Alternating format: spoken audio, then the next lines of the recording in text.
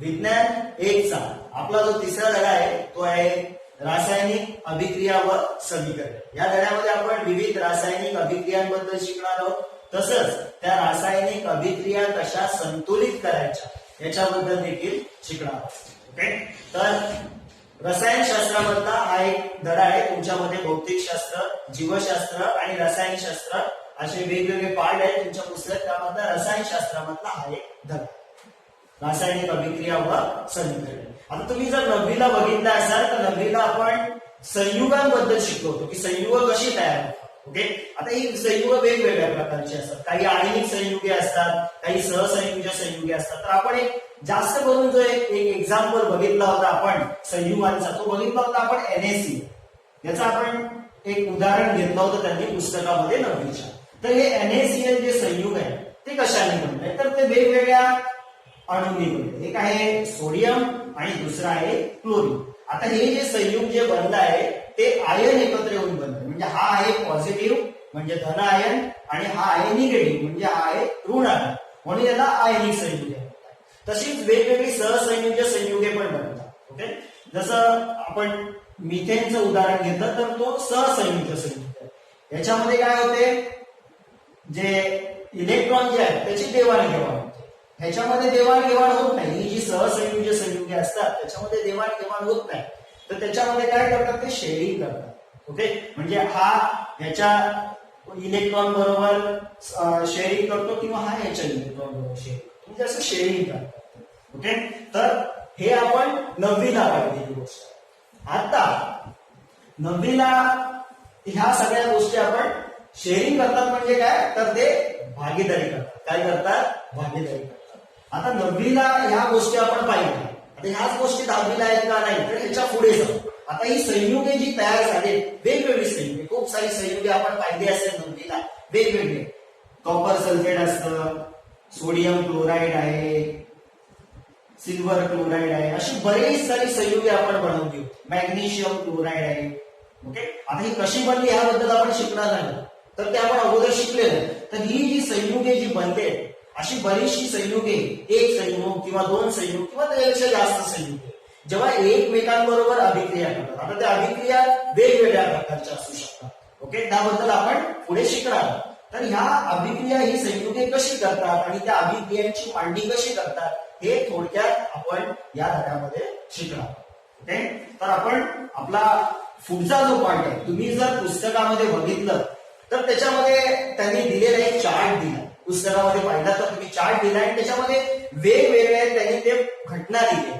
आता त्या घटना कोणत्या आहेत ते त्यांनी क्लासिफाय करायला सांगितलं किंवा त्याचं वर्गीकरण करायला सांगितलं। आता तुम्ही जर बघाल तर त्याच्या बाजूला त्या घटनांचं वर्गीकरण करताना त्यांनी भौतिक बदल आणि रासायनिक बदल असं दिले। आता हा भौतिक बदल म्हणजे काय, तर आपण इथे एक उदाहरण घेऊ आपण बर्फाचं। कशाचं, बर्फ कोणत्या अवस्थेत आहे, बर्फ आहे स्थायू अवस्थेत। कोणत्या अवस्थेत, स्थायू अवस्थेत।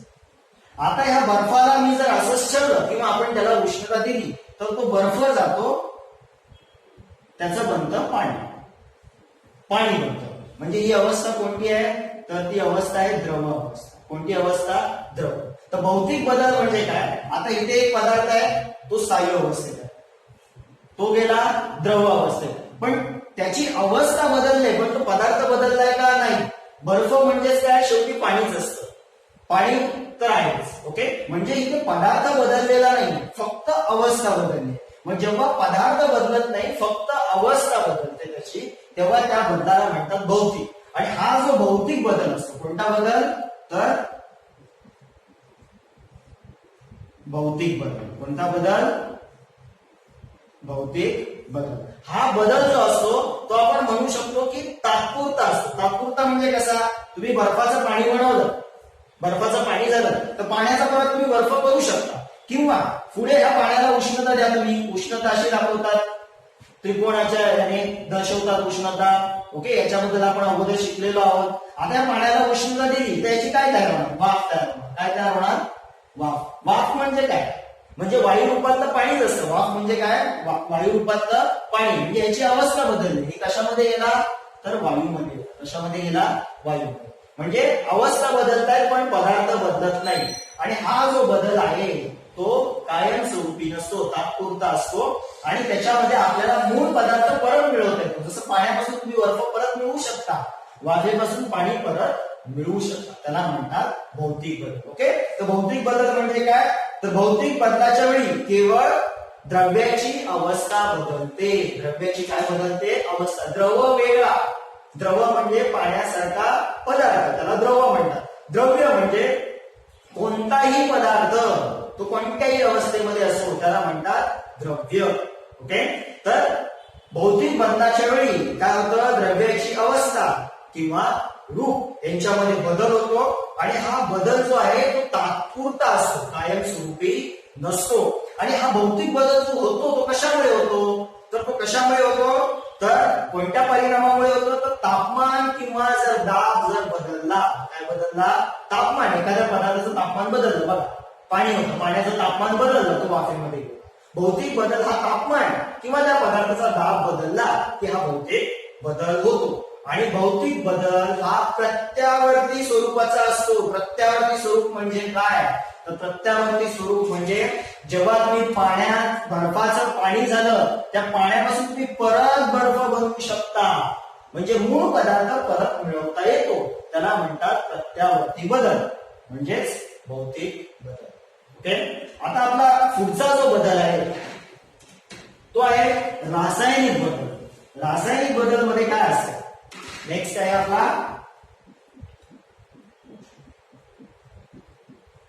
रासायनिक बदल. आता रासायनिक बदल हा एक आहे तो जो कायमस्वरूपी असतो. कायमस्वरूपी त्याच्यामध्ये आपल्याला मूळ पदार्थ परत बनवता येत नाही. आपण साधं एक उदाहरण घेऊया की आपल्याकडे दूध आहे. काय आहे? दूध. दूध आहे, त्याचं आपण दह्यामध्ये रूपांतर केलं. कशामध्ये रूपांतर केलं? दही बनवलं. काय बनवलं? दही. आता या दुधाचं दही झालं, काही वेगळी अभिक्रिया होऊन, त्याच्यामध्ये काही अभिक्रिया होऊन, प्रथिनांचं कथन होऊन हा वेगळा झाला, तर त्याचं दही झालं. म्हणजे या पदार्थापासून एक नवीन पदार्थ बदलतो. आता या दह्यापासून आपण परत दूध बनवू शकतो का किंवा दूध मिळवू शकतो का? तर नाही. हा जो बदल जो झालाय तो कायमस्वरूपी झाला. ओके, तर त्याला म्हणतात रासायनिक बदल. काय म्हणतात त्याला? रासायनिक बदल. काय दिलंय त्यांनी? रासायनिक बदलामध्ये रासायनिक अभिक्रिया होताना द्रव्याचे संघटन बदलते. द्रव्याचं काय बदलतं? संघटन बदलते, म्हणजे नवीन पदार्थ तयार होतो. हा बदल कायमस्वरूपी असतो. हा बदल कसा असतो?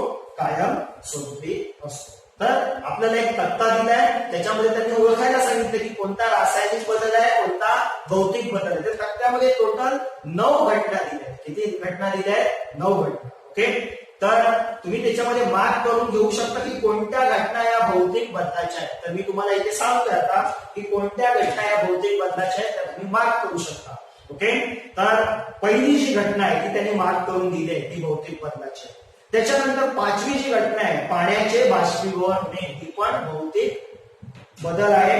त्याच्यानंतर डांबर गोळी हवेत उघडी ठेवल्यास तिचा आकार कमी होतो. आता तुम्ही म्हणाल की भौतिक बदल म्हणजे काय? म्हटलं होतं की मूळ पदार्थ परत मिळवता येतो म्हणजे भौतिक बदल. असं काही नाहीये की मूळ पदार्थ परत मिळवता आला म्हणजेच भौतिक बदल, असं काही नाही.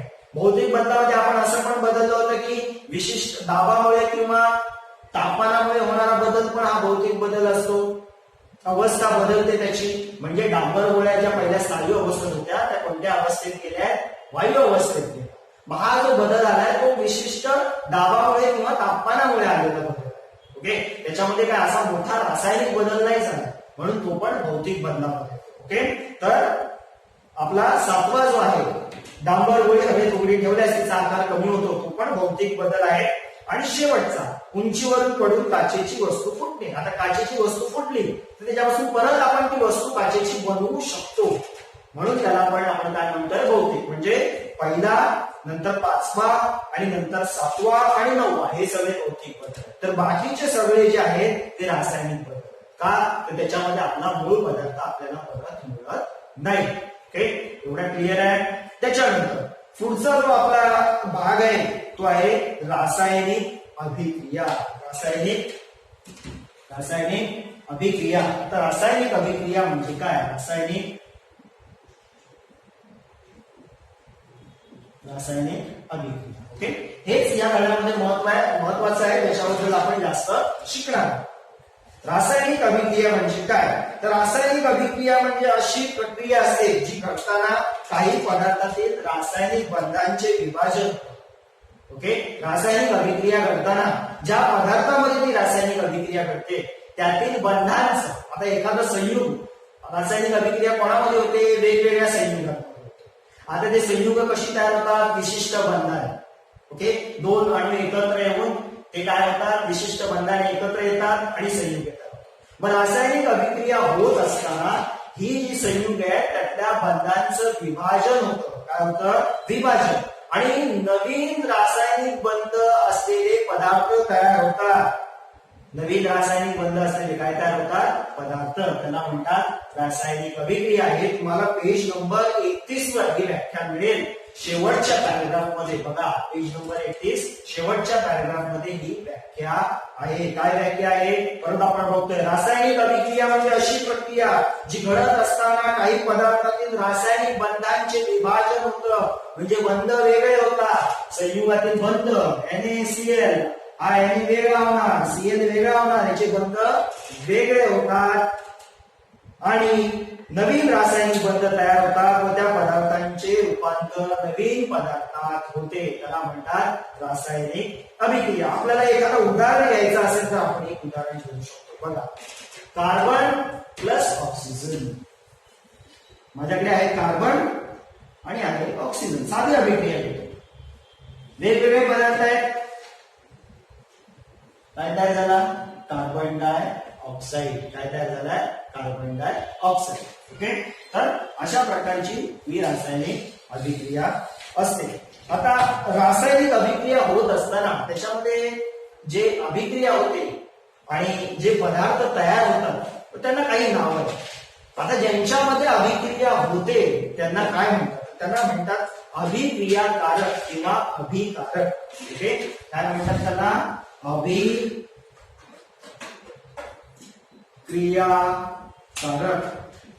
किंवा अभिकारक असंही म्हणतात. कोणाला?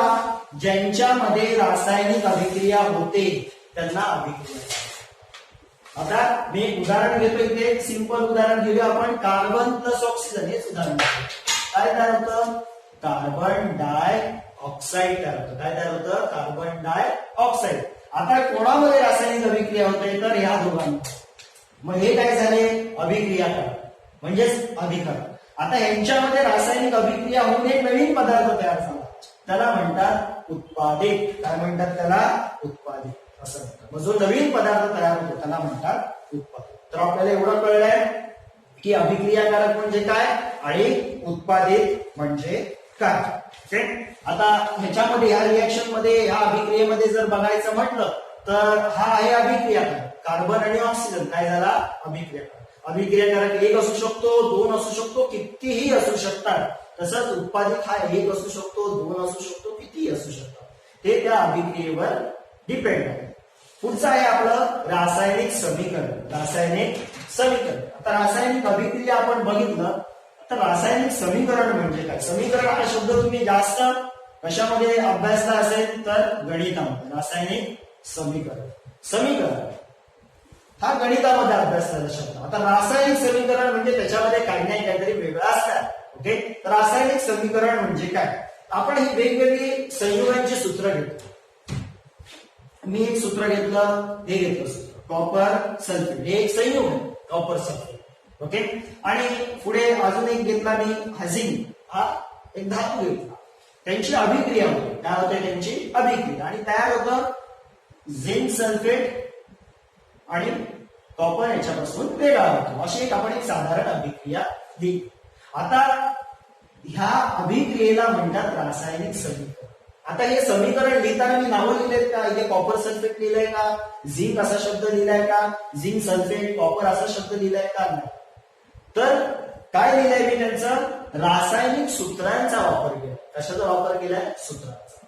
ओके, तर काय रासायनिक समीकरणाची व्याख्या काय? तुम्ही जर पेज नंबर 32 वर बघितला तर तिसऱ्या पॅरेग्राफ मध्येच त्यांनी ती व्याख्या दिलेली. काय व्याख्या दिली आहे? रासायनिक सूत्रांचा वापर करून रासायनिक अभिक्रियेच्या संक्षिप्त रूपात रासायनिक समीकरणाचं, ही रासायनिक सूत्रांचा, ही रासायनिक सूत्र आहे त्यांचा वापर करून रासायनिक अभिक्रियेच्या संक्षिप्त रूपात ओके एक संक्षिप्त रूपात केलेल्या माहितीला काय म्हणतात रासायनिक समीकरण असतात काय म्हणतात रासायनिक समीकरण ओके रासायनिक समीकरण क्लिअर आहे रासायनिक समीकरण म्हणजे काय व्याख्या आहे पेज नंबर 32 पुस्तकामध्ये आणि तो पॅराग्राफ आहे 3 आता या रासायनिक समीकरण जेव्हा आपण लिहितो तेव्हा ती लिहिण्याची एक पद्धत असते कशी लिहिली जाते तर त्याच्यामध्ये काही ना काहीतरी आपल्याला दर्शवायला लागतं तर रासायनिक समीकरण लिहिताना आपण काय काळजी घेतली पाहिजे ते त्यांनी पुढे दिलेलं आहे रासायनिक समीकरणाचं लेखन रासायनिक समीकरण लिहिताना काय केलं ओके तर आपण पॉइंट वाईज बघूया पुस्तकामध्ये